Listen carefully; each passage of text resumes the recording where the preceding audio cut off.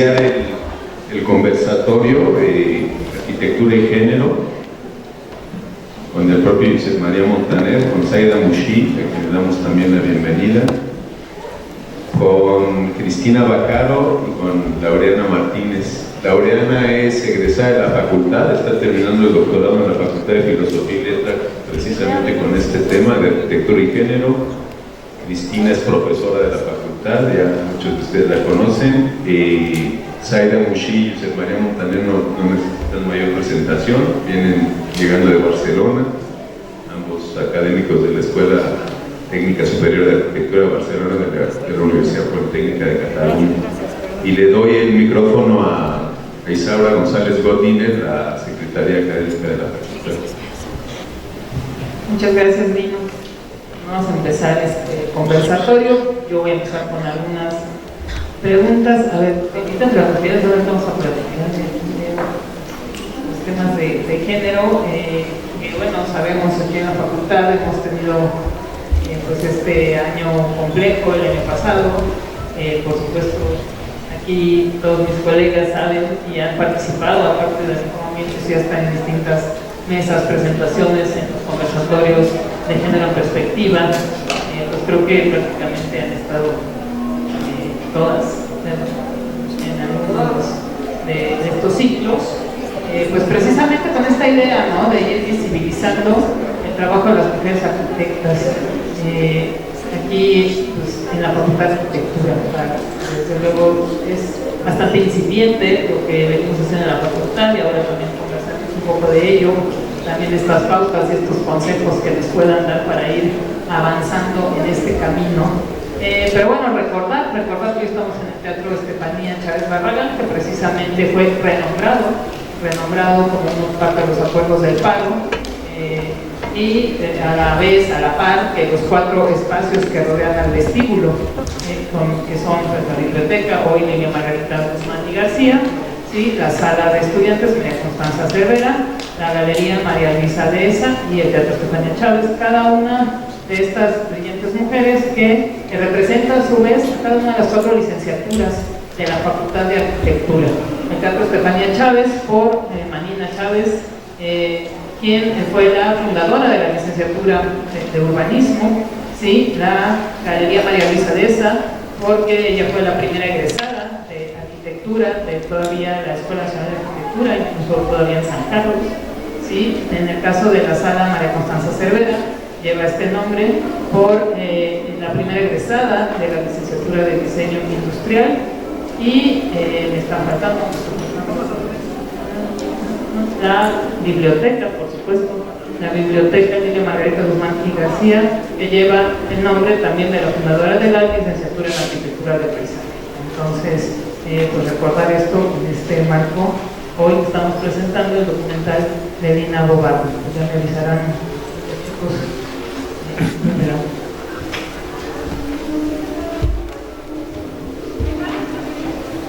Ok, vamos, bueno, le voy a dar la palabra a Laureana Martínez, que me hizo que trae un texto breve de 4 minutos, pero creo que sería bueno que también lo escuchen. ¿Quién? No, pues yo creo que sí, esperamos. A ver, vamos a leer las semblanzas, ok, porque la doctora Zaida Mushi es arquitecta y urbanista, licenciada en la Facultad de Arquitectura y Diseño de Urbanismo de la Universidad de Buenos Aires, doctora por la Escuela Técnica Superior de Arquitectura de Sevilla y profesora en la Escuela Superior de Arquitectura de Barcelona. Es especialista en urbanismo, arquitectura y género, integrante y fundadora de la red Unión Arquitecta, y ha sido fundadora del colectivo Punto 6, formado por mujeres para la investigación y difusión del urbanismo con visión de género. Igualmente codirectora junto con José María Montaner del Máster Laboratorio de la Vivienda del Siglo XXI desde 2004 hasta 2014. Entre 2010 y 2012 fue asesora de la Secretaría de Vivienda de Sao Paulo, Brasil, en urbanización de favelas y vivienda de Realojo, y entre 2013 y 2015 asesora de la Secretaría del Hábitat e Inclusión de la Ciudad de Buenos Aires, económico en la mejora de los barrios autoproducidos. Entre julio de 2015 y junio de 2019 trabajó como directora de Urbanismo, Vivienda, Medio Ambiente, Ecología Urbana, Espacio Público, Vía Pública y Civismo de la ciudad de Santa Coloma de Gramenet. Ha impartido conferencias y cursos en numerosas ciudades de América, Europa y Asia. Doctora en Arquitectura José María Montaner, es doctor arquitecto, catedrático de Teoría e Historia de la Arquitectura de la Escuela de Arquitectura de Barcelona, en el SAP, y escritor. Ha impartido cursos y conferencias en ciudades de Europa, América y Asia.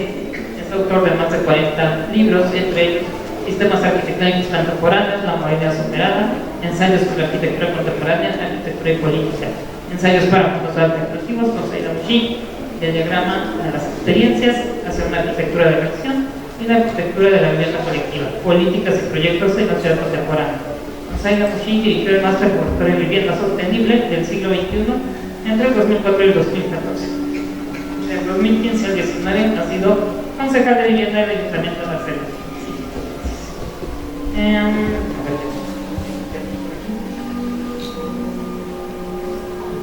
Ha recibido, entre otros, el premio Luis Domènech Montaner del Instituto de Estudios Catalanes y el premio de la Crítica Serrador por su tesis doctoral, el Premio Nacional de Urbanismo a la Iniciativa Periodística 2005 del Ministerio de Vivienda.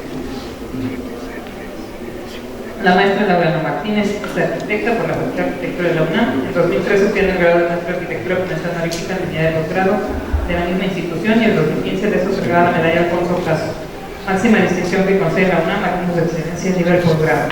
Ha colaborado en el área de proyectos de diversos despachos, tal como unidad de diseño, con el arquitecto Mario Lazo.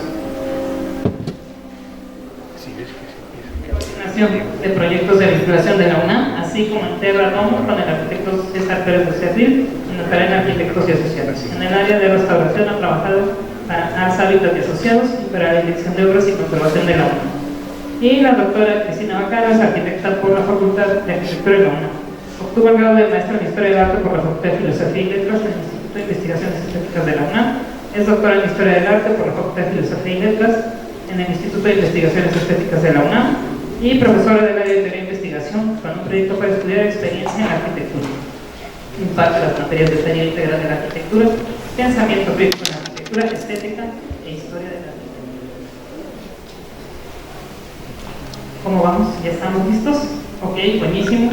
Bueno, entonces vamos a dar inicio a esta mesa de arquitectura y género, primero con la lectura del texto de Laureana y después pues vamos a abrir las preguntas para iniciar este conversatorio. Muchas gracias, me agradezco a todos los presentes, al equipo de la dirección, al doctor Luis Cueto, al equipo de difusión cultural y bueno, es un gusto estar aquí con grandes invitados que ya son como de casa. Me acuerdo cuando iba en la licenciatura pues asistía a varias conferencias y presentaciones de libros. La última que recuerdo fue antes de la pandemia con la presentación del libro de Mujeres, Casas y Ciudades. Y en esa ocasión estuvo presente la doctora Estefanía Chávez Baca. Entonces me parece muy significativo que estemos aquí hablando de Nina Bobardi, una arquitecta muy conocida y bueno, un teatro que ahora lleva su nombre, muy especial este día. Y bueno, hice este texto un poco porque sabía que estaba nerviosa, no sabía que tan nerviosa dado los acontecimientos de esta mañana, pero bueno, no me quería perder mucho y lo comparto con mucho cariño. Lo titulé, bueno, tomé prestado el título del documental Nina Bobardi del vidrio al barrio. Ruth Bernstein, en un texto sobre Nina Bobardi que compartió en un evento conmemorativo por los 30 años del fallecimiento de la arquitecta italo-brasileña, reflexionaba si era posible comprender a una persona a cabalidad sin por ello reducir toda su riqueza y complejidad. En dicho texto titulado No sé quién es Nina Bobardi, enfatizaba la problemática de querer saber quién es una persona a partir de los datos o la información que se pueda obtener de ella, sean fuentes secundarias o a través de los relatos de familiares, amigos y colaboradores. Por un lado, porque los seres humanos están continuamente cambiando, lo que imposibilita definir a un personaje sin establecer un periodo de tiempo que sirva como referencia, y por otro, cuestionaba lo relativo a la construcción personal, que nos lleva a pensar que cada uno de nosotros alimenta su propio relato biográfico con una mezcla de realidades y deseos. Así que lo que se puede obtener del estudio y análisis de una persona de una historia de vida a través de una investigación no es un retrato fiel, sino una reflexión que responde a una serie de interrogaciones y planteamientos que guían los procesos de búsqueda, análisis y escritura, en este caso, producción audiovisual también.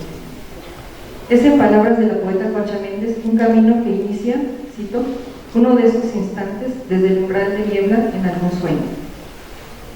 De esta manera es comprensible que no exista una única forma de aproximarse alcance de la vida y obra de Lina Bo Bardi, sino diversas rutas y miradas que hacen que la producción bibliográfica y audiovisual en torno a su figura forme ya un compendio cada vez más nutrido y en expansión.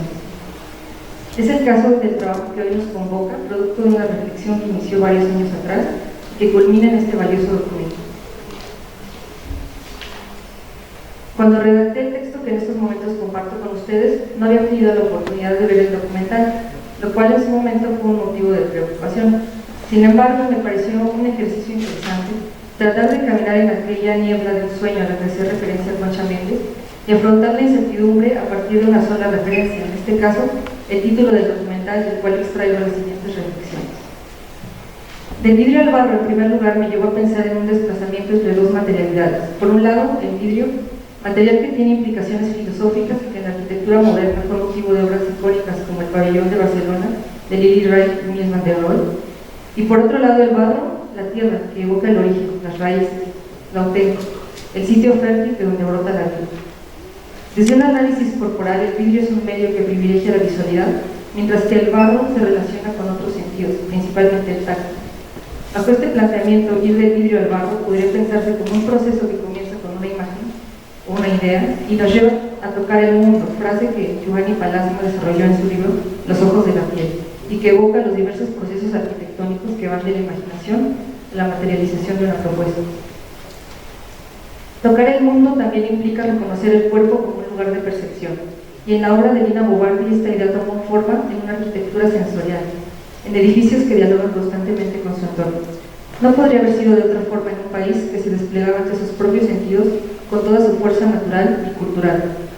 Siguiendo con Pallasma, sí, la arquitectura significativa hace que tengamos una experiencia de nosotros mismos como seres corporales y espirituales. Para Lina Bo Bardi, la nueva arquitectura brasileña era todo aquello: la corporalidad, el espíritu del ser humano, la búsqueda y la cosecha de inspiración en la poesía íntima de la tierra brasileña. Cita que retomo de uno de sus textos más conocidos titulado Niño Hermoso. Pensando en términos biográficos, la obra de Lina Bo Bardi estableció una danza entre lo antagónico, lo paradójico, al ritmo de lo moderno y lo tradicional, la industria y el artesanado, la arquitectura y la naturaleza, el presente y la historia. Lina Bo Bardi creó una nueva mirada al mundo.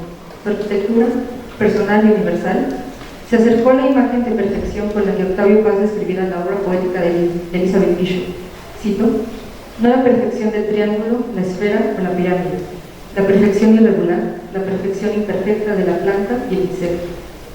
Lo anterior se refleja en el título del documental, que más allá de establecer dicotomías, construye a partir del lenguaje un puente, un trayecto que reconoce la variedad intermedia o los mecanismos contextuales que hacen posible dicho recorrido. En vez de fijarnos en lo abierto o cerrado, en el afuera o el adentro, pensemos en el espacio que fluye libremente, en la atmósfera que se crea, en la enredadera sinuosa que cubre lentamente los muros y dibuja un paisaje interior. Al hacerlo, encontraremos en la vida y obra de Lina Bo Bardi una multiplicidad de conceptos que a años de distancia siguen latentes. La relectura de la obra de Lina, de sus textos y dibujos a través de una perspectiva de género, ofrece claves para reflexionar y modificar nuestros modos de concebir la actividad arquitectónica. Por ejemplo,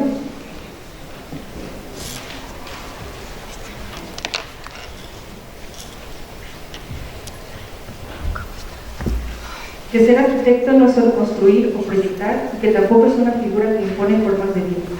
Lina fue un agente cultural, editó, ilustró y tuvo una gran producción escrita que forma parte de su legado. También que la arquitectura es una obra colectiva y que a partir de ella se pueden reforzar los vínculos y la memoria de una comunidad. El Foro Abierto del MAS, el concepto de sedes Pompeya son ejemplos de lo anterior. El uso y disfrute de la arquitectura y el goce del espacio público que Lina promovía fue en su momento un acto revolucionario y lo sigue siendo si pensamos que muchas ciudades actuales son hostiles e inseguras. Llevar esta reflexión al campo del urbanismo implica recuperar el sentido comunitario que se ha perdido y pensar en espacios que se construyen a partir de encuentros y diálogos. Otro concepto que tiene eco en las aproximaciones feministas de la historia es el de presente histórico. La idea de que el juicio histórico está determinado por el presente, por el sujeto que para actuar observa la situación contemporánea y evalúa el pasado a partir de esa perspectiva, son planteamientos que Lina retomó de Benedetto Croce y que en la actualidad en el campo de los estudios de género tienen puntos en común con la teoría de los conocimientos situados, con la revaloración de las subjetividades y los lugares de asociación. Para finalizar, Gina Valdés, poeta chicana, afirmaba: hay tantísimas fronteras que dividen a la gente, pero por cada frontera existe también un puente. Para muestra, la vida y obra de Lina Bo Bardi y el evento que esta tarde, nublada y alegre, nos reúne. Muchas gracias.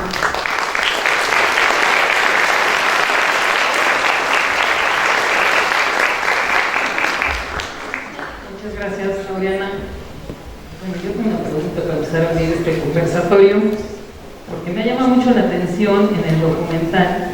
Este es un documental para rescatar una figura de una arquitecta, Lina Bo Bardi, realizado por dos varones, Josep Mario Montaner y el realizador, donde en la primera parte las entrevistas son solo a hombres y está la voz en off de una mujer y entran las voces de las mujeres a partir de la mirada actual.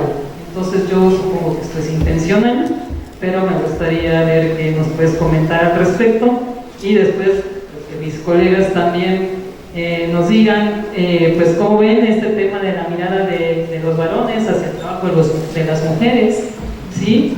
Y en este tema de la perspectiva de género, pues cómo podemos construir en forma conjunta, porque esto es algo que nos lleva, ¿no? Que no sea de mujeres a mujeres o de hombres, sino por entonces adelante, por favor. Muchas gracias. Antes de contestar, Isaura, quisiera felicitar a Laureana por el texto que ha leído, precioso, muy sugerente, ¿no? Comentaría muchísimas cosas, pero bueno, no quisiera alargarme con las referencias de esta idea de puente, ¿no? Del significado del vídeo, el barro, esta arquitectura sensorial, etc. Estoy muy de acuerdo. La influencia de Benito Croce, que también hay mucha influencia de Gramsci, Antonio Gramsci, etc. Pero bueno, no voy a alargar, pero es un texto precioso. No, lo que preguntas sí que es delicado, claro, digamos, el documental lo hicimos dos hombres, dos amigos, y ciertamente cuando fuimos el resultado documental tiene aciertos y al final intenta ser una sinfonía, ¿no? Pero claro, he contado que hubo muchísimas dificultades. Una de ellas es que en nuestro guión había 4 personas entrevistadas, los 3 varones que están y Ruth Verdezain. Pero digamos, no pudimos entrevistarla, a pesar de que somos muy amigos, pero no estaban en Sao Paulo y no pudimos hacer esta entrevista. Entonces, nosotros volvimos con el material, con esta entrevista a 3 hombres, y claro, especialmente insistía Jacobo que no podíamos terminar un documental solo dirigido por 2 hombres y que opinasen 3 hombres, ¿no? Ya digo, el guión eran ellos 3 y Ruth Verdezain, el guión que yo escribí, y la idea era, como he dicho, como también ha dicho muy bien Laureana, se puede interpretar de muchas maneras. Lina Bo Bardi es muy compleja y lo que queríamos hacer era no tanto hacer una película dogmática, dando como todo resuelto, sino preguntar, ¿no? Por eso estos 4 testimonios eran muy importantes, nos quedó en el tintero de Ruth, porque queríamos también oír las opiniones, ¿no? De Antonio y de Pablo Méndez de Rocha y de Pablo Luna y la Ruth que no puede estar, ¿no? Entonces, bueno, yo insistí muchísimo a Jacobo que teníamos que cambiar el guión, actualizarlo, entrevistar a algunas mujeres más jóvenes. Bueno, al final lo convencí y las entrevistamos, pero era época de pandemia, por eso lo hicimos a través de la pantalla. Y sí que entonces, digamos, esto, como muchos en la película, los renders, nuestras animaciones no estaban en el guión, yo no las puse en mi guión, pero tuvimos esta oportunidad de tener las animaciones y se fueron haciendo a medida que se hacía la película.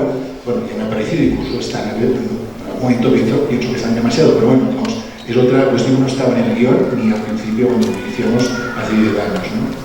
Y entonces añadimos estas 2 entrevistas a Ana Ramos y a Mara Sánchez, y entonces, digamos, quedó como que la última palabra al final y la visión más actual, más fresca, ¿no? Más crítica, era de 2 mujeres, ¿no? 2 mujeres además más jóvenes que los que opinaban, bueno, además bastante mayores. Pablo Méndez de Rocha ya falleció, lamentablemente. Entonces, digamos que el resultado que está bien, pero también fue todo un proceso delicado, intentando convencer a Jacobo Sucari de que no podíamos terminar la película sin estas 2 entrevistas que al final hicimos, les digo, durante la pandemia, ¿no? Entonces, bueno, lo que tú preguntas sí que es delicado, ¿vale? Es una cuestión que también me planteo cuando escribo, ¿no? Yo leo mucho sobre, por ejemplo, ecofeminismo, antes leía mucho sobre feminismo estructuralista y postestructuralista, pero claro, digamos, ¿cuál puede ser la aportación de un hombre que escribe historia y crítica, ¿no? Intento ser muy cauteloso, porque además, bueno, algunos feministas lo dicen textualmente, los hombres que se callen, ¿no? no ocupen más nuestro lugar, ¿no? Bueno, yo intento de alguna manera ser lo más cauteloso posible, pero bueno, obviamente incluir el máximo posible de intervenciones, de aportaciones, de bibliografía de mujeres, ¿no? Pero sí es cierto, digamos, bueno, claro, eso es como cuando la lucha de clases, ya cuando había pues, clases medias y burguesas, que están a favor de la lucha de clases, pero no somos trabajadores, no somos obreros, ¿no? Pero bueno, tuvieron un gran papel, por ejemplo, en Italia, ¿no? Digamos, clases, digamos, que están bien situadas en un avance, digamos, social. Y aquí es igual, claro, digamos, la lucha feminista nace las mujeres, pero claro, los hombres tenemos que encontrar nuestro papel, buscarlo y encontrarlo, ¿no? Que ha de ser, bueno, un papel discreto, dejando espacio a las mujeres, pero bueno, también dando soporte cuando, digamos, bueno, si tenemos una cierta autoridad moral, digamos, lo que decimos nosotros puede ser representativo, ¿no? Pero bueno, digamos, es una cuestión siempre polémica, ¿no? De cuál es nuestra situación, y en esta película es dedicada, ¿no? Al ser dos hombres directores, a haber tres opiniones de hombre, a falta de la cuarta no podemos firmar, pero bueno, se intenta compensar, digamos, con la opinión al final de dos arquitectas y con el hecho de que al final la protagonista es una mujer, ¿no? Pero bueno, no deja de ser, pues es un poco sospechoso que sean dos hombres que indagan sobre una mujer. Bueno, no sé, lo ven sospechoso por ahí, Sayana y Cristina. Bueno, yo quiero comenzar agradeciendo la invitación de poder estar aquí con dos referentes actuales, sin lugar a dudas, en la arquitectura en español. Estaba pensando cuántos libros tengo en mi biblioteca con tu nombre y cuántos libros tengo con el tuyo, y también debo confesar que cada cosa que veo que aparece la doctora Zaida Mucci, intento conectarme, perseguirla y si se puede acosarla, porque son referentes y además en lengua hispana que abren otras conversaciones, que están buscando otras miradas y que estamos intentando construir cosas diferentes. Entonces sí quiero decir el placer y el orgullo que me da estar aquí sentada. Entonces muchas, y por supuesto con Laureana y Sabra me fui patriarcal, entonces muchas gracias y gracias, doctor del Cueto. Recibí esta invitación, igual que Laureana, me entró un agobio absoluto porque no soy experta en Lina Ovalle, entonces me puse a leer todo lo que pude, pero en realidad voy a discutir un poco muchas provocaciones y muchas preguntas que me salen del documental, y creo que la primera es de la casa de cristal, ¿no? Yo veía las imágenes y no sé cuántos de los que estamos aquí nos preguntábamos ¿y qué la hace diferente de la Tugendhat, ¿no? ¿O qué la hace diferente de la Frankfurt? Este vidrio, ¿no? Levantada en estos palafitos, les digo yo, porque pareciera que puede llegar una grúa y la pone en la selva chapaneca o la pone, ¿no? en un bosque, y luego el video nos lleva al barro, ¿no? A esta parte que sí está agarrada de la tierra, que claramente ahí, y además que es la parte, voy a usar esta palabra muy compleja, pero esta parte habitable, ¿no? Porque la parte internacional de vidrio no es habitable, es para exponer, como lo explica el video, ¿no? El marido era un galerista, entonces necesitaba, entonces yo lo llamé, que es una casa dividida en casa-galería y casa-habitación. Y lo que quiero aquí llamar la atención es que todos los que estamos aquí hemos visto la casa de cristal, y ¿cuántos ya hemos visto la parte de atrás? Esa no sale en las revistas, sale la parte internacional, lo voy a decir así, sale la parte que se parece a Mies, lo estoy diciendo con toda la intención, ¿no? La parte que se parece se me fue la otra casa que dije, pero en cambio la casa detrás, la casa donde está el habitar, está oculta, porque esa no está en fashion, voy a usar estas palabras, y cómo eso lo seguimos repitiendo. Creo que ahí está me parece muy interesante. También quisiera que nos contaran, porque también en Italia el movimiento moderno es complicado, ¿no? porque mientras en Alemania hay un rechazo, entonces cuando Heil Hitler, la arquitectura moderna es la arquitectura de la democracia, y entonces estamos tranquilos, podemos construir moderno. En Italia no. Pero aún así Lina sale de Italia, llega a Brasil a hacer arquitectura moderna. Entonces, esto que comentaban de esta liga que tiene con el mundo fascista también me parece bien interesante, y no sé si, porque no claramente me interesa la arquitectura y la política. Entonces, ahí debe haber un montón de cosas que uno debe poder jalar. Y por último, quiero decir que, por supuesto, Lina Bo Bardi es un referente, pero siempre preguntarnos, ¿es un referente de qué y qué es lo que nos están buscando las publicaciones mostrar de este referente? No sé, por ejemplo, hay una imagen me parece que es en Pompeya, de una construcción de arcilla, ¿no? ¿Cómo? Pero si tenemos el vidrio y el acero y estas cosas patriarcales, si me permiten el término, y no, Lina también hacía esto otro. Entonces, eso, ¿no? Hay que seguir rascando y hay que seguir buscando, justo, ¿no? Lo último que digo es, estas complejidades, la mujer, me disculpo, no anoté el nombre, de la Fundación Mies, que decía, es que Lina cambió, y yo solo pensaba, porque Mies no cambió, ¿no? Mies se mantuvo y Lina sí cambió, y entonces, ¿dónde está el esfuerzo en mostrar esto? Entonces, bueno, son algunas de las reflexiones que saco y que me gustaría compartir. Muchas gracias. Antes de contestar a Cristina, mejor que intervenga también Zaira, ¿no? Y así. Vale, muchas gracias. Gracias, Cristina, por tus palabras y me vienen súper bonitas en el texto, coincidiendo en muchas cosas, y también como ejercicio está bueno, ¿no? Ver como en el título que te vea y que has acertado, creo que bastantes cosas que el libro y el documental trata, ¿no? Una frase que me parece perfecta, y además esa referencia a la poeta Bishop, que además que hace Octavio Paz, que también es otra mujer que está relacionada con otra mujer que hace arquitectura, aunque no sea arquitecta, que fue, me acuerdo el nombre, me acuerdo dónde sale, pero bueno, es interesante cómo se van pensando las cosas, ¿no? Bueno, yo evidentemente ya he visto algunas veces la película, y ahora como he tomado puntas que no había tomado, y una cosa que decía Sor María a la presentación, el peligro de cuando se construye una ciudad o se integra, se incorpora alguna mujer en la historia, que se convierta en el punto rojo, ¿no?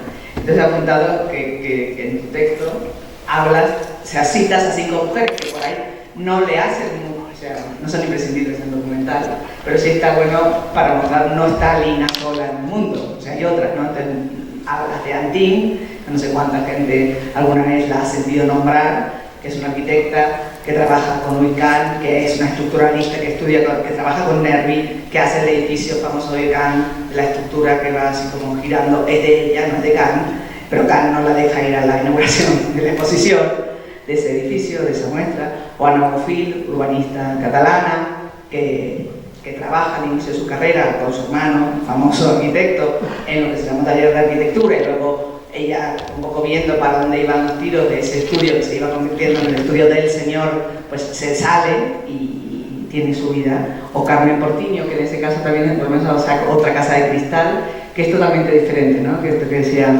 Cristina. Es cierto, cuando la primera vez te ir a la casa de Lina dices, pero acá la casa es otra, y que tiene otros valores, y una cocina súper confortable, y una relación con un jardín súper doméstico y de huerto, o sea, es otra casa, ¿no? No es la espectacular. En cambio, la de Carmen Portiño y Rey tiene otra razón de ser, no es una casa de exposición, una casa de espectáculos, es una casa de refugio, aunque sea de cristal, está en medio del bosque y es de cristal también, ¿no? Tiene otras condiciones, pero bueno, se parecen bastante, pero la casa no tiene esta separación tampoco de eso privado-público, porque todo es súper privado, escondido, aunque sea de cristal, ¿no? Y las otras que nombraste en el documental son Sibyl Moholy-Nagy, que no me acuerdo en qué momento la nombrabas, claro, por el reconocimiento de lo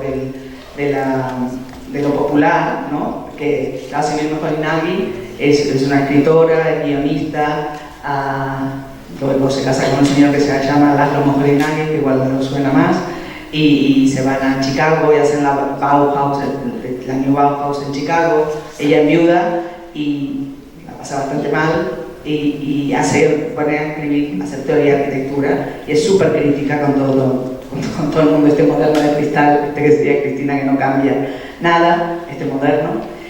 Y ella recupera la arquitectura, una arquitectura popular, que luego también es suplantada, su libro que se llama The Nature, creo que es The Nature of Architecture, no me acuerdo, perdón, pues es digamos, un reflejo, recoger detalles de la arquitectura popular para poder aprender de esta y que luego será tapada por el libro de Rudowski, que va de lo mismo y que es de 3 años después, y que las fotos no son de Rudowski en su mayoría, inversamente a lo de Sibir, etc. O sea, aunque parece tan, pero van siendo borradas, ¿no? Y luego Aldo y Hani Manet, también lo has nombrado, ¿no? A mí sí, es cierto que eso de los 3 hombres y las mujeres, 5 hombres y mujeres, llama la atención. Creo que igual está bien, porque creo que el discurso de ellas es mucho más abierto, es crítico pero abierto, le dan la vuelta. En los de los 3 señores, dos son amigos, 2 como 1 eran amigos, pero bueno, es igual, son así como, siempre dudan de la figura, ¿no? Como siempre dejan en duda, y mismo el Pablo Bruna, el entrañable señor profesor, pero cada cuando habla, bueno, Lina sí, pero no tanto, siempre sí, pero no tanto, ¿no? Y entonces creo que está muy bien esa mirada desprejuiciada, conocedora, académica también, ¿no? De las 2 profesoras de Ana Ramos y Mara Sánchez. Bueno, a mí me encanta, lo que pasa es que hay que volver a escuchar la frase final de Lina, me parece como que es una frase maravillosa y que habla de esto que habéis hablado las 2 y de esto de que mi no cambia, pero que Lina sí, ¿no? De esa, que se dice, no sé, en mis palabras, no sé exactamente, dice como que la belleza no existe, que a cada momento histórico vuelve a encontrar su belleza sobre las cosas. De alguna manera, cada momento histórico vuelve a escribir su historia sobre la arquitectura, que era la pregunta que ponía Susana al inicio. Y ella dice, en cambio, lo que es bonito, lo que es lindo, ¿no? Lindo de más, lo que es lindo es eso que la gente vive, lo que también hace referencia a Ramos, diciendo, ¿no? Que las cosas son de disfrutar, son humanistas, que por fin, ¿no? La arquitectura no tiene esa cosa dolorosa y aburrida y fría y de alguna manera estéril del vidrio, ¿no? Entonces, del vidrio al barco también va de lo estéril a lo fértil, ¿no?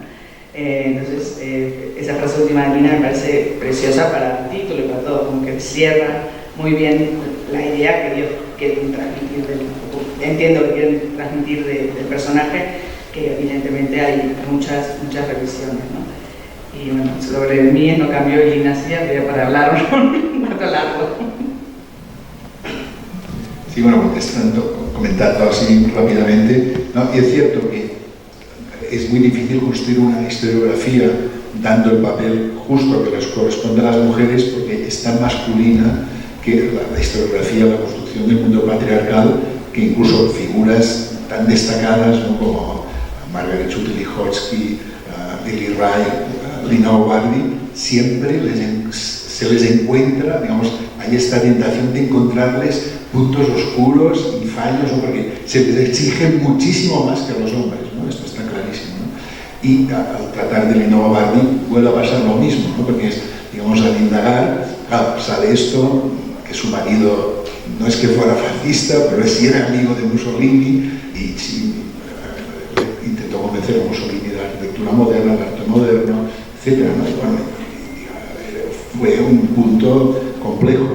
Y, bueno, y luego, digamos, cuando no pudo ganar la cátedra, que en la opinión de Pablo Bruna es muy crítica, el proyecto que presentó ella era el mejor, ella era la que los estudiantes querían como catedrática de teoría e historia en la USP, ¿no? En la Facultad de Arquitectura y Diseño.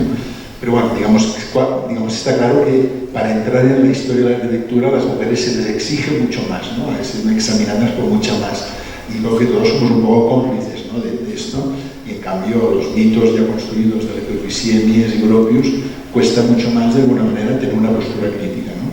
Y bueno, y con lo que habéis dicho, habéis puntualizado y mejorado algunas cosas, ¿no? La casa de cristal, hay la casa galería, creo que es muy precisa, y la casa habitación, ¿no? Y la casa habitación es tanto más interesante, ¿cierto? La casa galería es preciosa porque tiene los muebles, que muchos son prototipos de sus muebles, luego tiene la biblioteca, donde encuentran los libros de Gramsci, pero claro, también luego ves su habitación, ella dormía siempre separada de Pietro Maria Barbi, de Pietro, y la habitación de la hermana, luego ves todas las habitaciones del servicio, y ves la cocina. Claro, la clave de la casa es la cocina, que ella la diseña, una cocina perfecta, mecanizada, lo más avanzada posible, como una cocina de Frankfurt, pero para 1954, claro, la cocina es donde se preparaba la comida, claro, esto no se puede explicar en la película, ¿no? Para los que venían a comprar obras de arte, del marchante de arte Pietro Maria Barbi, y se comía, el comedor estaba al lado de la cocina es la que conectaba las dos casas, era la parte principal porque era ahí donde se hacían las comidas, y allí también se ve en la película, pero no explicamos, están las obras de arte, y eran las obras que Pietro Maria Barbi vendía a la gente que venía a comer a la casa, ¿no? Es decir, claro, la casa jugaba este papel, digamos, como tú dices, de galería, ¿no? De una galería de arte que vende arte y que es la fuente de ingresos de la familia Barbi, ¿no? Bien, bueno, sería largo de hablar, ¿no?, de esto de la arquitectura italiana, que es distinta, hay más esta vuelta a la historia, ¿no?, que representa, por ejemplo, en esto Nathan Rogers, y bueno, la biografía que sigue Lino Barbi es mucho más singular porque no tiene, digamos, no hay esta vuelta a la memoria en Europa que llevará adelante la arquitectura italiana, sino que la evolución de ella es mucho más rica porque es esta simbiosis, ¿no?, este sincretismo con la cultura brasileña, con su enorme diversidad. Y lo que dice Méndez de Rocha lo que está muy bien, ¿no? Digamos que ella no es que interprete la arquitectura brasileña, sino que imagina, ¿no?, que marca unas directrices, unas líneas de fuga hacia lo que tiene que ser, lo que va a poder ser. Porque esto es una idea que está muy bien, ¿no? Y bueno, de lo que decía Zaida, sí, claro, la casa de Rey y Portiño es una casa refugio, también es algo que sí que precisa más la idea, ¿no? Y bueno, no sé qué más cuestiones había. Bueno, y es cierto, también para terminar, ¿no? Claro, digamos, cuando se rescata una figura de la historia, hay casos que son muy emblemáticos, ¿no? Flora Tristán, ¿no?, esta escritora, crítica, periodista tan importante que escribe sobre la clase obrera antes que Carlos Marx y Friedrich Engels, cuando la rescatas, inmediatamente aparecen otras mujeres en los salones parisinos, otras mujeres también obreras, líderes, aparece todo un contexto, ¿no? Entonces es lo interesante rescatar figuras femeninas porque ves también el contexto de otras mujeres, también quizá, bueno, de una familia más abierta, un contexto, digamos, que permite que desarrolle todas estas habilidades, ¿no? En el caso de Lina no acaba de cuadrar, porque claro, Lina se rodea de hombres, sus ayudantes son chicos jóvenes arquitectos, y digamos sí que en este caso ella, bueno, está en un mundo de hombres y digamos su red es una red, bueno, es la que hay, ¿no? Y por eso, digamos, yo forcé en la película que las citas que salían eran de otras arquitectas o historiadoras, etcétera, similares a Lina Bobardi, con las que ella pues no había contactado, porque es cierto, digamos, la imagen de Lina es ella con sus tres ayudantes, es que han entrado a trabajar con ella en los últimos 10 o 15 años, ¿no? Yo acabo una cosa también que tampoco insistimos, que también la dice un poco de pasada Mara Sánchez, es la nueva figura de la arquitecta, ¿no? Ella no tiene un estudio, ella trabaja en su casa, trabaja en las obras, se encuentran en los bares, trabajan en el MAS, en ese Pompeya, ya mucho más tarde se monta un pequeño estudio debajo del jardín de la Casa de Cristal. Pero digamos, es una figura de una arquitecta que no tiene su estudio, no hay jerarquía, no tiene un lugar fijo, representativo, sino que hace la arquitectura codo a codo con la realidad en el lugar, con la gente, con los trabajadores, como ella dice, con los técnicos y con sus ayudantes, y se encuentra allí con los clientes o con las personas con las que quiere consultar. Ok, muy bien, muchas gracias. Bueno, en esta construcción historiográfica de la mujer en la arquitectura, yo veo, bueno, también una importante transformación, ¿no? Cada vez veo más interés en las universidades, en los congresos, eso me ha llamado mucho la atención, pero ¿ustedes qué nos podrían decir? ¿Qué se puede hacer desde la academia, ¿sí?, para contribuir a esta construcción historiográfica de lo que es la mujer en la arquitectura? Pues creo que la academia es todo un reto. Hay todavía ideas muy ancladas y hay todavía mucha tensión y mucha reticencia a abrir a otras disciplinas, la arquitectura, por ejemplo, que se pueda conectar con otro tipo de estudios y que enriquecen también al final las historias que ahorita nos estamos planteando y que queremos transmitir, ¿no? Es muy complicado. Creo que en el proceso que llevo de la tesis he visto también apertura, no sé si hay apertura, y lo importante es establecer también esas conexiones e ir ligando a través de nuestra experiencia como arquitectas todos esos conocimientos, tanto lo técnico como lo artístico, como lo histórico, que estoy ya pues más enfocada.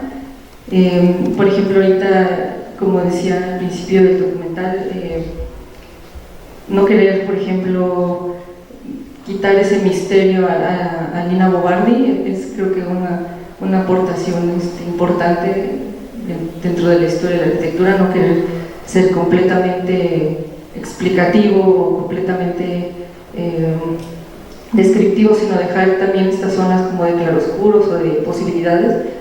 Y bueno, creo que esta pregunta da para mucho, pero bueno, lo importante es también lo que también el documental plantea, cómo traerlo al presente y cómo dar vigencia al pensamiento de Lina Bo Bardi, ¿no? Entonces creo que cada etapa que nosotros pasamos, quizá yo en la maestría la hice en restauración de monumentos y estudié el CES Pompeya de una forma, analizando un poco la función, cómo rehabilitó el espacio, cómo se vinculaba con la comunidad. Y bueno, ahora lo reviso con otros ojos y encuentro otros conceptos que estoy todavía digiriendo, y que es muy valioso, ¿no? Como traer al presente todo lo que hizo es una forma de darle vigencia a un legado, ¿no?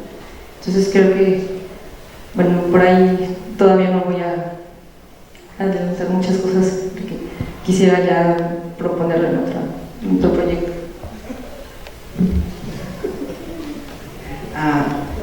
No, yo creo que, bueno, un poco lo que he dicho, ¿no? O sea, la academia es una de las instituciones más elefantes que hay, ¿no? O sea, es pesada. Y lo peor es que cuando los que realmente somos o son jóvenes en un momento, cuando llegan a adultos son tan pesados como que eso es lo peor, ¿no? Porque te va pesando la academia. Pero bueno, no hay que resignarse, hay que seguir, y creo que en parte está en poder construir, como hacer más compleja la lectura de la realidad y de la historia, para que puedan entrar otros valores que permitan destacar otras figuras, pero no por la figura en sí. Creo que eso es algo que deberíamos quitar. Yo creo que en algún momento también un comentario que hace Pablo Méndez de Rocha, hablando que no es, antes de decir esto del momento, que es el contexto la que le permite a Lina. Entonces al final, que también tú lo decías al principio, entender los contextos, las relaciones, el quién, el dónde estás, el por qué estás ahí, a qué responde, y a partir de ahí valorar, ¿no?, las obras, y valorarlas también, como decía Ramos, ¿no?, desde ese disfrutar y desde que permita vivir bien, ¿no? Y eso nos permitirá ampliar el entorno, ¿no? Y también eso de alguna manera creo que también nos tiene que permitir recuestionar que no todos los héroes de la arquitectura se tienen que mantener. Realmente los héroes de la arquitectura moderna, que son los que siguen estando hoy presentes como invariables eternos, son creados por un historiador que es Gideon. Gideon se inventó a todos los arquitectos de la modernidad, y en muchos casos, cuando se los inventó, borró a las mujeres que estaban al lado de estos señores, que él conocía y que eran sus socias. Entonces, creo que hay que empezar a borrar todo lo que este señor dijo y volver a escribirlo. Y eso enlace con lo que decía Cristina. Mies, yo tengo una teoría muy mala. Mies es un anticuado hasta que conoce el Reich. Se hace moderno, hace cosas modernas, hace edificios modernos, hace muebles modernos, y lo sigue repitiendo siempre jamás, porque yo creo que no sabe hacer otra cosa. Entonces en Chicago sigue repitiendo y nunca más hace muebles, porque los hace Lini, no los hacía él. Porque hacer muebles es un muy buen negocio, o sea que si no hace muebles es que no podía. Entonces, yo creo que hay que atreverse a cuestionar cuál es ese relato de la historia que nos hace enarbolar a unos seres que además hacen unas casas que muchas de ellas muy poco vivibles. Entonces, sí, no sé, el pabellón es sublime, es bonito, no sé si lo es, o alguien nos dijo que tenía que serlo, ¿no? Entonces, hay que atreverse, porque eso, y también siguiendo a Lina, ¿ves? La belleza es un momento, es temporal, no existe como tal. Entonces, en ese punto la arquitectura, pues también podemos recuestionarla y qué es lo que nos interesa de la arquitectura y qué es el papel que queremos jugar en este mundo tan complicado que nos está tocando vivir. Por tanto, creo que estos modelos heroicos nos sirven mucho.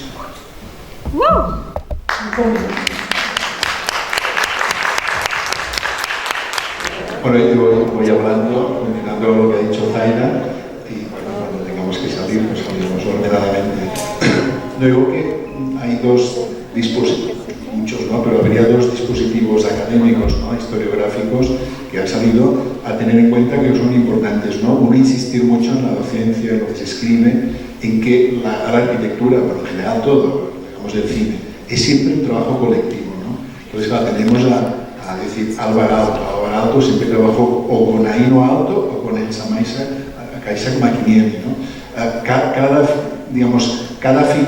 nombre que decimos, Robert Venturi, hasta el 66 escribió su libro, pero inmediatamente trabajó con Dennis Brown y otros, ¿no? Es decir, hablábamos de Guillaume, detrás de Guillaume y Sel, pero no detrás, o sea, allí estaba también Jacqueline Tirwit, que era tan, o más, no tan conocida, pero era importantísima, ¿no? Con Mies, está Lily Rae y todos los que le convencen, artistas, hombres y mujeres, que le convencen para hacerse moderno, porque Mies era schindleriano, era clásico, ¿no?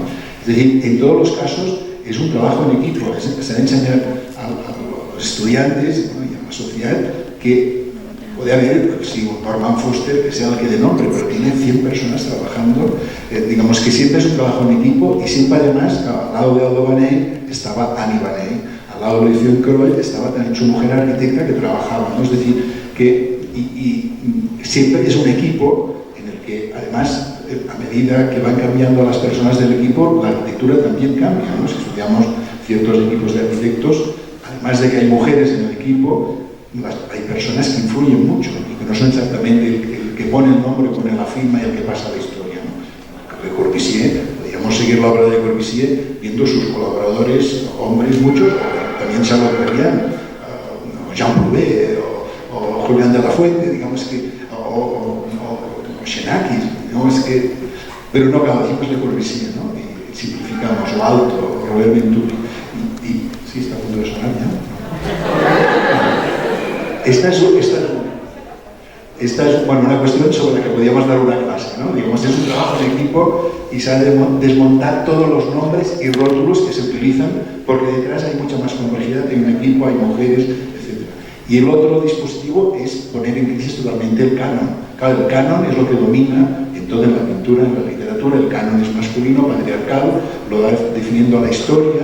En la literatura se define un canon que solo hay hombres escritores, o al final se acepta a Virginia Woolf, etc. ¿No? En pintura igual, y en arquitectura el canon, claro, lo define Estados Unidos, el MoMA, el canon se define con el lenguaje internacional, van definiendo los libros de arquitectura que definen aquellas obras, aquella manera de hacer, lo defines el croquis, etc., definen un canon. Y en este canon entran solo los arquitectos, entra arquitectura tecnológicamente avanzada, etc., ¿no? Es un canon que evoluciona lentamente, ¿no? Entraría quizá Sigurd Wang, que vendrá el miércoles, o Anna Heringer, otros personajes, ¿no? Pero el canon es una piedra, una losa, que excluye porque solo hay algunas obras que son aquellas canónicas y, por lo tanto, el canon va contra también la idea de equipo, porque es muy difícil entrar en el canon, en estas grandes figuras, y va también contra la posibilidad de incluir a nuevas aportaciones, muchas que son de mujeres, ¿no? Que han estado en la historia o están contemporáneamente, ¿no? Por lo tanto, se ha de luchar para que no haya unos cánones y no haya un tipo de periodismo o literatura arquitectónica que hable siempre de estos cánones que siguen existiendo, que son los cánones de la moda, los cánones de la belleza, los cánones de la forma, de la figura humana, etc., ¿no? Y lamentablemente el canon es una imposición totalmente patriarcal de unos modelos que se han de seguir y que se imponen, y también existe en la arquitectura. Y lo peor del canon es que es implícito. Muy pocas veces es explícito. Es algo que tenemos en nuestra mentalidad, el canon literario, artístico, arquitectónico, de lo que es aquello que es lo bueno, que sale más en Instagram, o que ha salido más en los libros de arquitectura. Cuando se analiza cuáles son las obras que salen más, pues si sale más Longchamp, etc., pues son las mejores y marcan el canon. Pero por tanto, trabajo en equipo y deconstruir la idea de canon y encontrar, digamos, una manera de interpretar mucho más abierta, más flexible, menos dogmática, serían dos de las posibles claves.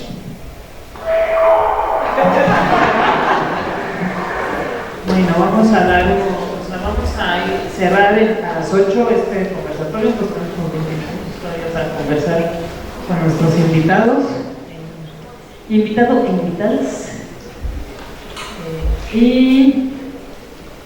Bueno, estábamos en este tema de qué podemos hacer desde la academia, ¿no? Para ir visibilizando más la labor de las mujeres arquitectas y bueno, algo que es muy importante ahorita porque es María del trabajo en equipo, creo que eso es fundamental, ¿no? Ya estos ídolos tótems ya que mueran también, porque la arquitectura es trabajo en equipo. Pero bueno, Cristina, adelante, por favor. Gracias y gracias a todos por regresar. Yo creo que también parte de la apuesta es dejar de buscar, yo uso un término no muy académico, pero dejar de buscar rockstars, ¿no? Y también a lo mejor dejar de buscar singularidades. El texto que a mí me hizo mucho sentido ahora que estoy en estas búsquedas es el de ¿por qué no hay grandes mujeres artistas? ¿No? Y entonces salían y no, está en el Renacimiento sí tenemos ayúdame perdón. No, y en el 18 también tenemos ¿no? Que en Londres hicieron dos y cuando había que pintarlas, las pintábamos pintadas, ¿no? Porque no podían estar ahí.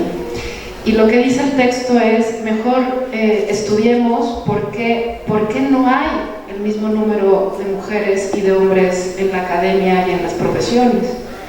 Y las respuestas que dan son muy sencillas. Ella, por supuesto, habla en pintura, Linda Noslin, y Linda dice, ¿cómo va a haber una gran pintora si tenían prohibido aprender a pintar desnudos? Que era el tema que se usaba. Y un poco pasa, ¿no?, con las arquitectas. Cuando en el 19 se le daba un gran... Ya dejen ustedes que las dejaran entrar o no a la academia. Cuando se daban estos premios de la ruta por Roma, ¿cómo una mujer iba a ir sola en el 19 a pasear por Europa? No era una opción. Entonces, ahí es cuando empezamos a entender que estas cuestiones de género se tienen que estudiar en términos estructurales, no tanto en singularidades. Y por supuesto no puedo dejar de agradecer lo de la arquitectura moderna y el estilo internacional, porque hoy en día se sigue diciendo que la arquitectura moderna y el estilo internacional son lo mismo. Es decir, nos compramos la idea desde el MoMA de que lo que decidieron Philip Johnson y Hitchcock es la modernidad europea, además, ¿no? Desde Nueva York decidieron y sacaron a los constructivistas y sacaron, ¿no?, un montón de cosas desde Nueva York, desde el MoMA, estos dos individuos. Entonces justo hay que repensar lo pensado, hay que reescribir lo escrito, y me parece que es un proceso que se está haciendo, y es un reto también para los académicos buscar esos textos. Yo ahí me declaro todavía en esa búsqueda. Ni siquiera me atrevo a decir que es que no existan, sino que hay que buscarlos, ¿no? Hay que buscarlos en Brasil, hay que buscarlos en Uruguay, hay que buscarlos en Portugal, probablemente eso se está haciendo, y ampliar estas redes, ¿no? Entonces, vayan a ese texto, es muy bonito.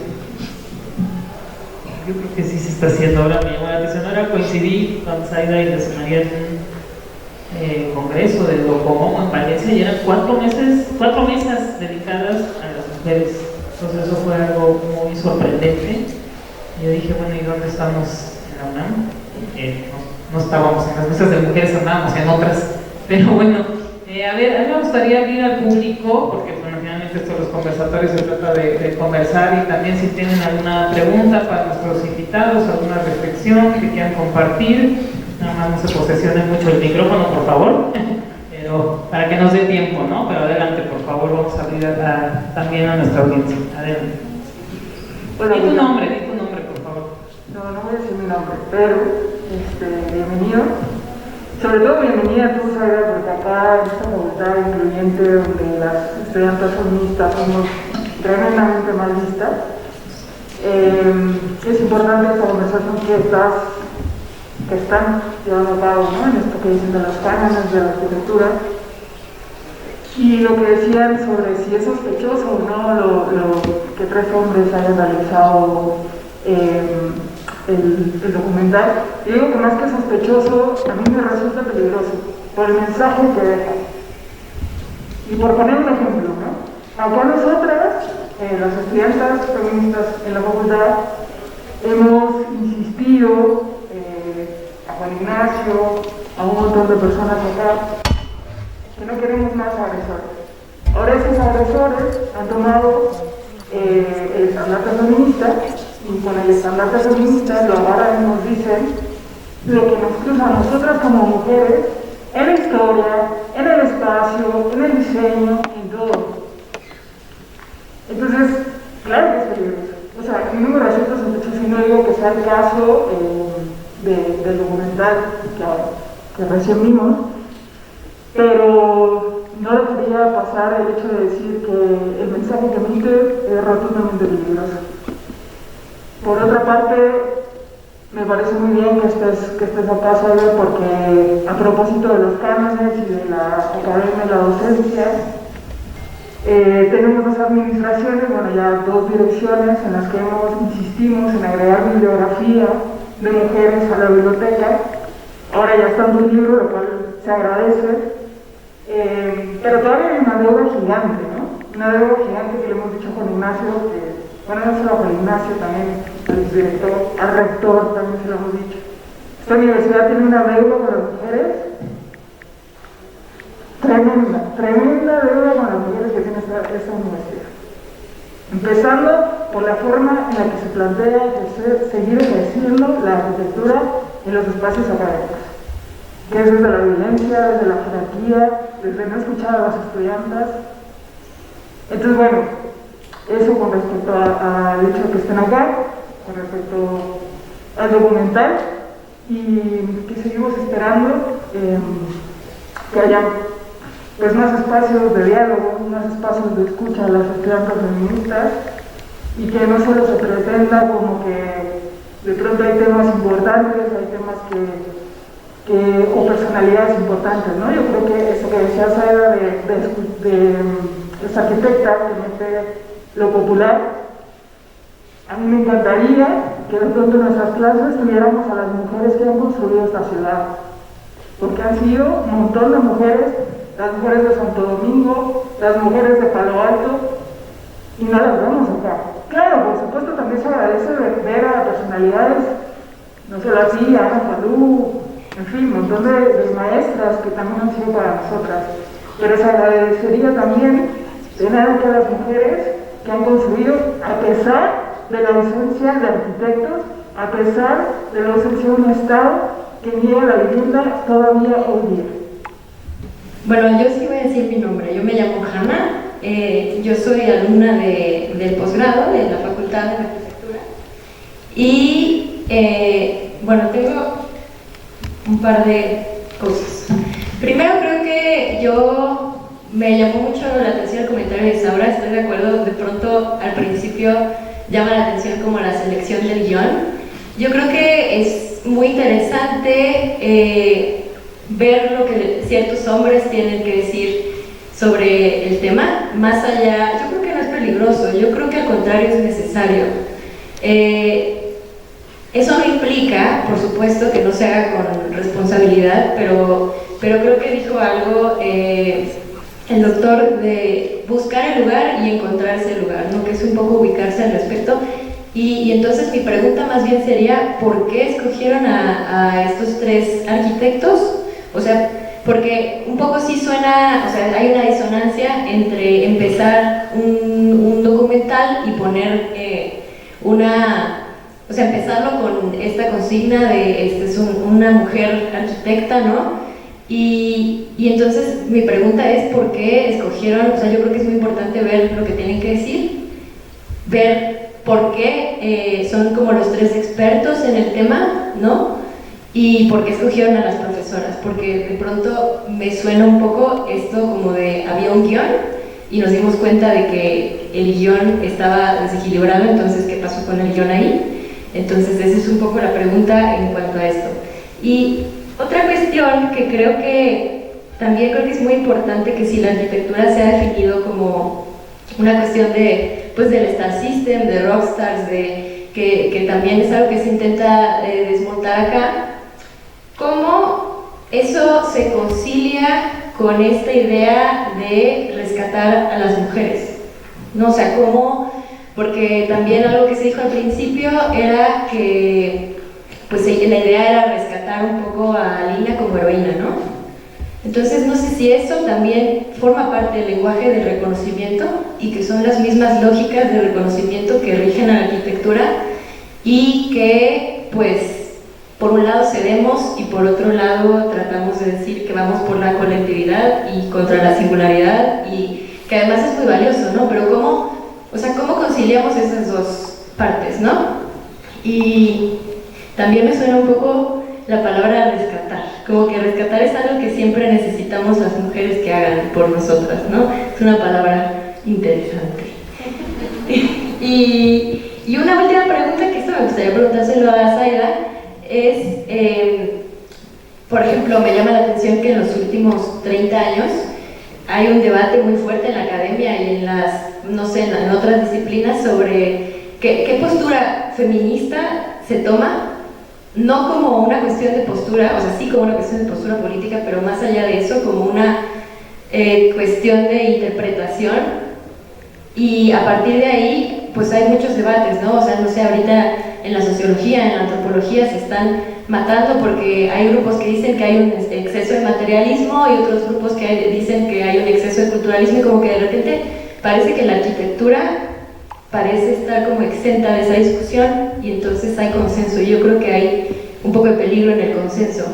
Entonces, ¿cómo, o sea, qué opinas tú del estado de los estudios de género en arquitectura y cómo se va, o sea, cómo crees que puede abordarse esto, ¿no? Porque, por ejemplo, esto que mencionaban sobre, que incluso está en el título, ¿no? Del vidrio al barro, de lo estéril a lo fértil, ¿no? Como de lo técnico a lo artesanal, también como que en esa interpretación de la categoría mujer, pues podemos volver a esencializar la misma categoría, ¿no? O sea, sí es algo de lo que hemos intentado desprendernos, es decir, es que no tenemos por qué relacionar mujeres, naturaleza, como que también responden a como ideas de atraso, progreso, ¿no? Que se ha puesto en duda mucho en la academia. ¿Cómo es que eso, o sea, cómo lidiamos con eso en esta disciplina?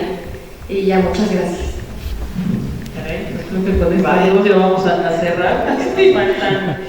Faltan 10 minutos para la hora y adelante. Bueno, difícil las dos intervenciones, comenzando por el grupo de feministas de la FA, que bueno, felicitaciones por la lucha que habéis hecho, el trabajo que es, y creo que a pesar que estas críticas y no es suficiente lo que se ha hecho, creo que habéis encontrado un lugar donde poder hablar y que, aunque no sea suficiente, que no existe en muchos sitios, desgraciadamente. Y eso ha sido vuestra lucha, pero también ha habido alguienes que han escuchado, no suficiente, pero que han escuchado.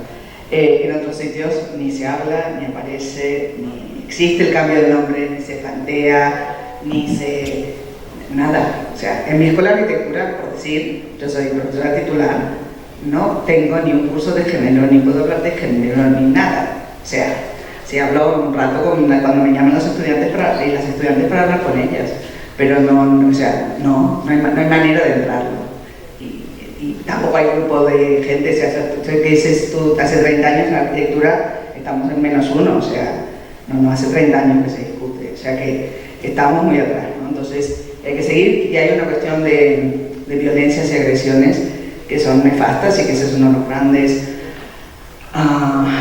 pesos y lastres de nuestra profesión, de la academia en general, pero de la profesión de arquitectura en particular, pues esta idea del genio y de la creación y del héroe es nefasta, pero aquí lo estáis pudiendo discutir, aunque sea sin llegar aún, pero que en nuestra escuela existe lo mismo, pero se niega, no se habla, no se dice, no hay denuncias y las cosas están. Entonces, por un lado, creo que felicitaciones a la comunidad de la FA y a las feministas de la FA, porque lo que habéis hecho es importante y creo que es una referencia para todas en muchos lugares del mundo.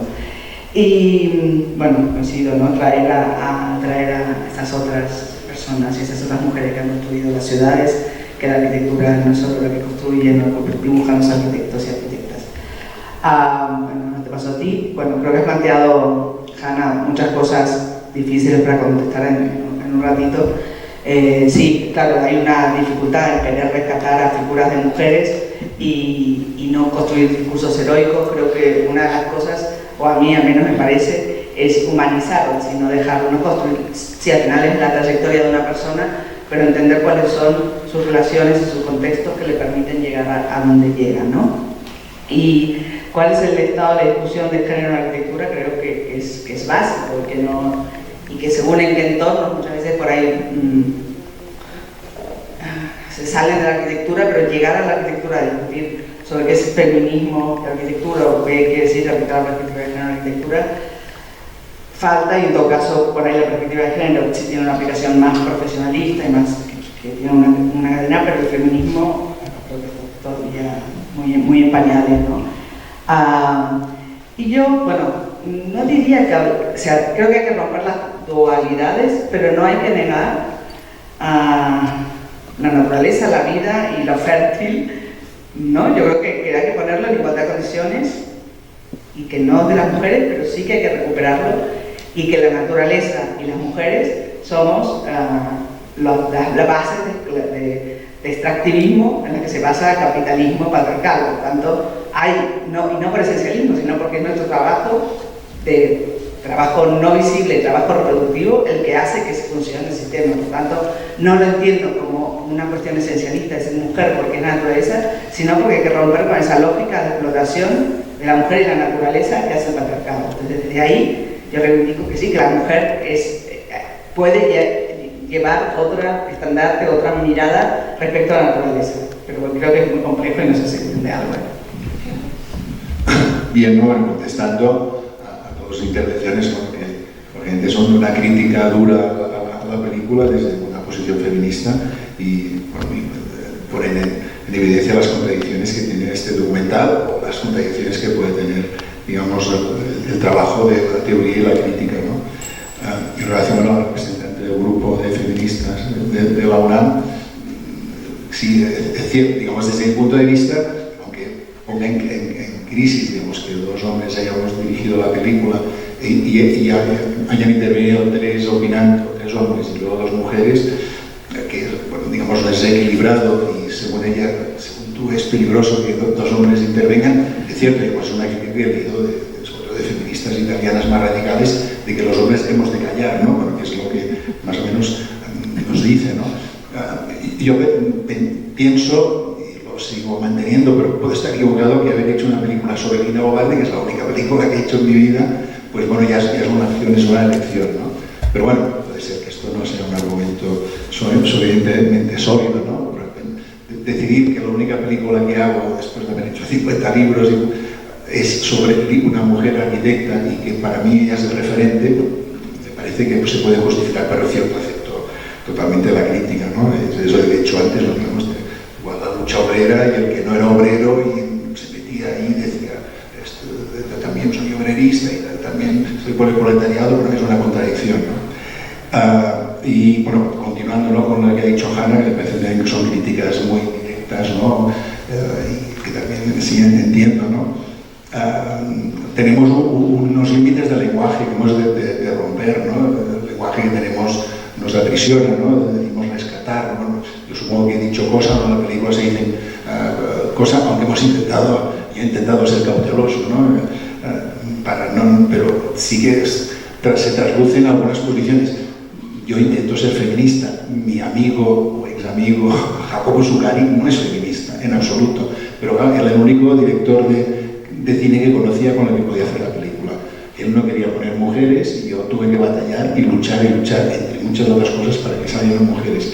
Pero bueno, no es justificación. apreciación, ¿no? Pero, y entiendo, ¿no? Digamos que el lenguaje que utilizamos de rescatar, el relato puede parecer un relato que se busca una heroína, no intenta no serlo, pero puede ser, ¿no? Que acabe siendo pues eso, esta figura, aunque es analizada indagando con distintas opiniones, mostrando la obra, ¿no? Tal como es, ¿no? Intentando pues eso, no mitificar, pero puede ser que sí que sea también un relato heroico, ¿no? Quizás es difícil salir de un lenguaje en el cual hay un relato heroico cuando además eliges hacer un documental sobre una arquitecta, ¿no?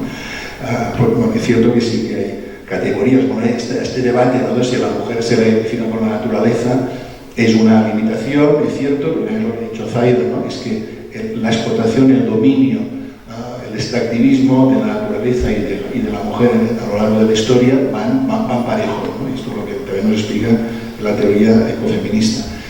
Bueno, digamos, sí, digamos, es una lucha en la que está un proceso en el que yo intento defender las posiciones feministas porque son de justicia, pero puede ser lógicamente marcado también por el patriarcado y por los privilegios que he disfrutado siendo hombre en la universidad, en la profesión, etcétera, ¿no? Lo reconozco.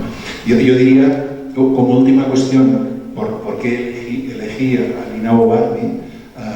Es porque, digamos, una cosa que nos criticas, ¿no? del documental, dirías un cierto paternalismo, ¿no? Paternalismo en este sentido de decir, vamos a hablar de Lina, la vamos a rescatar, pero, digamos, posiblemente ¿no? Pero lo bueno es que Lina Bo Bardi no fue nada paternalista. Esta es una de las lecciones que nos da muchas, ¿no?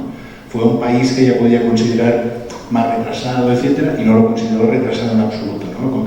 Admiró su modernidad, ¿no? Defendía a Brasil, aunque la critiquemos desde ciertos prejuicios, ¿no? Y aceptó la cultura popular, la integró, la defendió, pero nunca de una manera ni paternalista ni folclorista, ¿no? Sino entendiendo su esencia, ¿no? Entonces, bueno, quizá mi actitud ha sido paternalista, pero por lo menos la de Lina Bo Bardi no lo fue, y aquí está su testimonio, ¿no? Bueno, nada más agradecer y sí, rescatar la importancia del lenguaje, ¿no? Lo que planteabas del término rescate, ¿no? Quizá algunos visibilizar, otros reconocer. Creo que hay elecciones detrás de todo. Y bueno, el feminismo, los estudios de género son corrientes reflexivas que hacen que se generen este tipo de cuestiones y de dudas. Por ejemplo, algunas que tienen que ver con si solo incluimos los nombres de las mujeres a las listas de arquitectos, o más bien tendríamos que replantear, ¿no? Una estructura, replantear nuestra visión de la historia, replantear todos los mecanismos que nos han traído hasta este lugar. Y bueno, la palabra fértil, ¿no? También, no sé si solo tiene que ver con las mujeres. Yo también pienso en fértil como en un terreno incluso mental, donde pueden crecer ideas, nuevas formas de generar narrativas. Y bueno, creo que con esto podríamos, si en este conversatorio esto es un terreno fértil, ¿no? Aquí se hablan muchas cosas, nos vamos a llevar muchas cosas a la casa. Quizá a las 3 de la mañana nos despertemos con alguna inquietud nueva y seguramente vamos a estar girando muchos días sobre estos temas. Y pues creo que eso es lo importante, ¿no? Llevarnos más dudas que certezas. Gracias. Tal vez nomás decir que la última frase de Lina Bo Bardi, que dice que la belleza es histórica, y cuando habla de lo lindo, habla de lo colectivo y habla de la construcción de eso, ¿no? De dejar un poco de lado la búsqueda de singularidades o de genios, cuando en realidad es la posición histórica de un colectivo con objetivos, y que en la conciencia creo que es donde está el cambio, ¿no? Yo diría eso, ¿no? Lo colectivo. No lo digo yo, lo dice Lina. Muchas gracias, Cristina. Bueno, yo quisiera hacer un comentario antes de darle el micrófono al doctor Del Cueto para cerrar el conversatorio. Y es comentar que bueno, en la biblioteca sí se ha hecho un esfuerzo importante por adquirir bibliografía pues, feminista o de perspectiva de género, desde que estaba el doctor Pablo Lana y ahora con Sandra Álvarez al frente. Yo invito a toda la comunidad a acercarse a la biblioteca. No sé si está en la estantería, luego también los tiempos de la DGB nos nos retrasan un poco poner los libros en la estantería, pero yo he visto que los han sacado en redes, ¿no? Todas estas bibliografías que se han adquirido, y si no están los que les interesan, díganos, o sea, acérquense a la biblioteca y por favor, desde luego, pues nosotros nos debemos a la comunidad, ¿no? Y en la comunidad hay que construir, ¿sí? Y tenemos que, pues las adquisiciones bibliográficas también se hacen de las sugerencias de la comunidad. Entonces aquí está Sandra, ya lo conocen, para que por favor se acerquen con ella y le puedan sugerir los títulos que consideren que tenemos que tener en la biblioteca, ¿no? Tenemos incluso en la página de la biblioteca hay un formulario donde se puede poner todas las sugerencias bibliográficas que puedan haber. Bueno, yo qué más decir, ha sido bueno, podemos continuar aquí, pues desde luego da para muchísima reflexión, muchísima conversación, pero son estos espacios que vamos construyendo, sí, a partir desde luego en un principio de las demandas de las colectivas. Aquí ahora estamos en comunidad, creo que ha habido, pues, bueno, nos hubiera gustado tener más tiempo para intervenciones, pero pues ya también los tiempos en este día telúrico han sido un poco complicados, pero pues nuevamente agradecerles a nuestros invitados, a nuestras invitadas y a nuestro invitado, ¿verdad? Su presencia, y ahora le doy el micrófono al doctor Del Cueto para, pues, clausurar el conversatorio de este día. Muchas gracias. Bueno, sí, cerrando efectivamente este día telúrico que también nos trajo esa sorpresa increíble de un tercer sismo, un 19 de septiembre. Tuvimos en la facultad 2 simulacros y un sismo real. Rompimos récord, yo creo. Agradecerle a Josep María Montaner esta oportunidad de estrenar en México el documental Lina Bobardi de Vidrio al Barro. Agradecerle a Zaida Mushi, desde luego a Laureana y a Cristina el haber participado en este conversatorio, a Isaura haberlo moderado, e invitarlos mañana a la conferencia de Marta Moreira. Va a estar aquí a la 1 de la tarde. Si yo pregunto quién conoce a Marta Moreira, me gustaría que levanten la mano, porque son muy poquitos, 3, 4 manos levantadas. Va a ser en el auditorio del MUCA. La conferencia va a ser en el auditorio del MUCA, y Marta Moreira, entiendo que era la socia de Méndez da Rocha, ¿no? Que apareció aquí.